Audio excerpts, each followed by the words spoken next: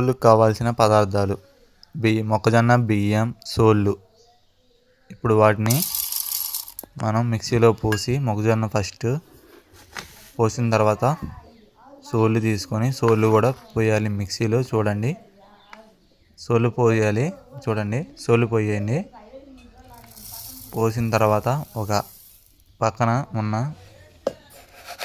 చిన్న గిన్నెలో బియ్యం పోయండి. మిక్సీలో ఒక బౌల్ చాలు.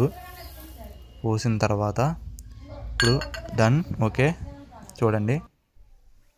ఇప్పుడు మిక్సీ దగ్గరికి వచ్చి మిక్సీలో పెట్టి ఇప్పుడు మిక్సీని దానిపైన మూత పెట్టి మిక్సీ ఆన్ చేసుకున్న తర్వాత